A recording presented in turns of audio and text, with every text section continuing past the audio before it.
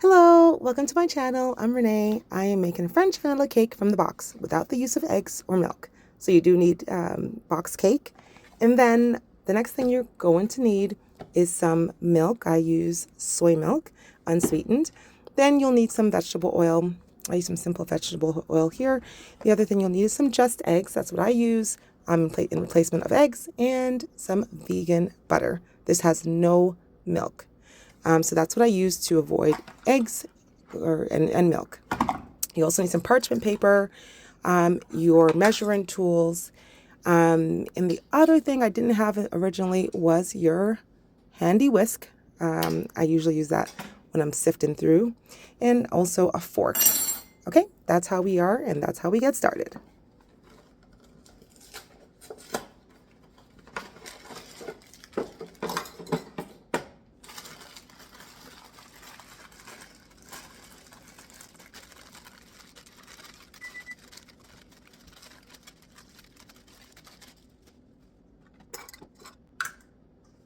So once you finish struggling to open the cake box mix, the next thing I do is I whisk it out a bit just so that I can take out any of the lumps that come in the box.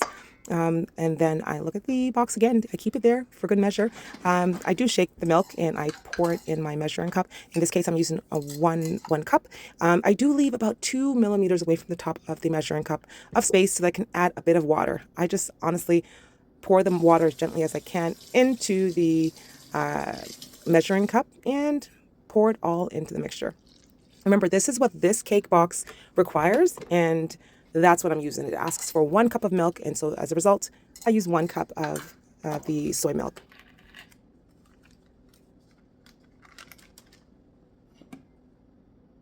Now, whoever taught me this, I don't remember who, but when you are making boxed cake, you can take, in place of about a tablespoon of oil, you can add butter. So I use vegan butter, and I believe it calls for 1/4 cup of oil. So I first get room temperature butter, vegan butter in this case. I take out a tablespoon, I think about a tablespoon and a half of the room temperature butter. I mix it up, and then I add the oil. So with the oil and the butter, it should equal whatever the recipe calls for with regards to how much oil should be there. So essentially, in place of oil, I'm adding oil and butter. Keep in mind, the recipe doesn't call for this, but this truly elevates the cake to, great quality.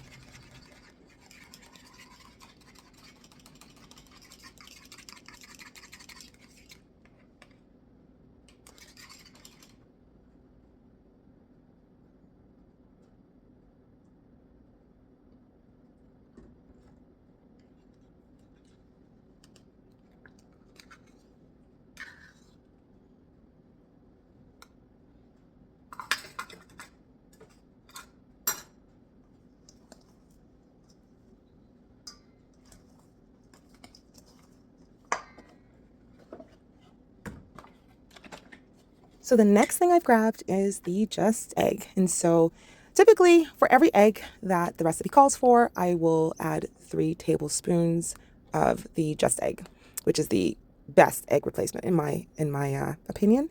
I've tried flax eggs, I've tried applesauce, I've tried so many other things, and for me this binds the cake the best, and the results, people don't typically know if there's egg in the cake or not. And so this has been my little secret. A little pricey, but it has been my secret. Anyways, I go ahead and I stir it all up together. And what I'm trying to do here is not to over mix, but to make sure everything is incorporated. So one thing I've learned in baking is to taste the batter. So I did taste the batter and I felt like something was missing. And so I grabbed my trusty vanilla.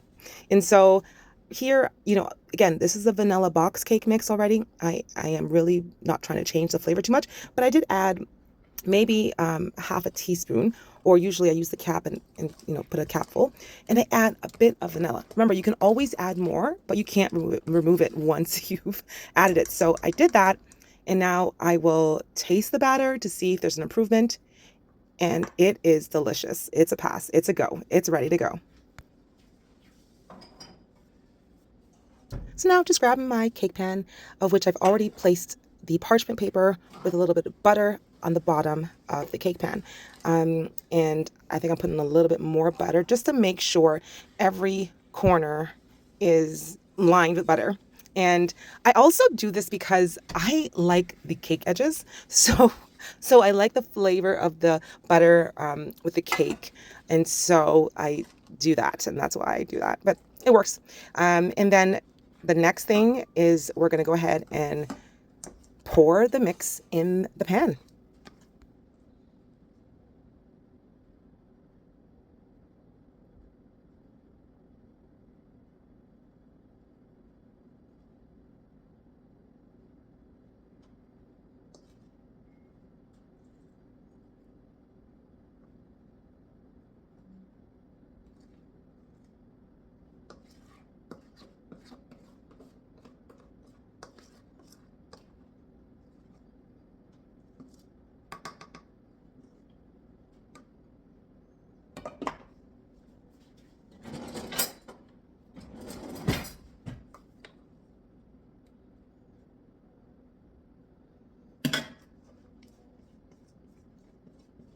Now I'm going to make sure I get as much of this batter in the pan. So that's what I'm doing here, and trying my best not to leave any cake batter behind, but you can't be that perfect.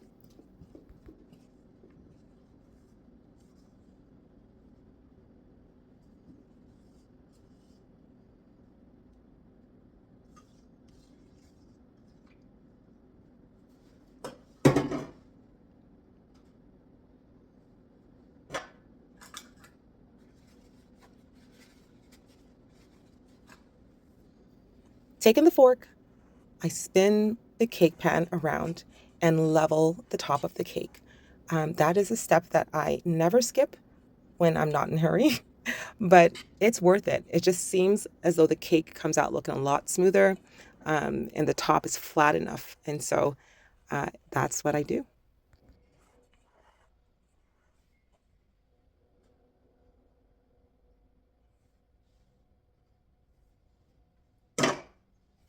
I also go ahead and just slam the pan on the countertop to try to get some bubbles out.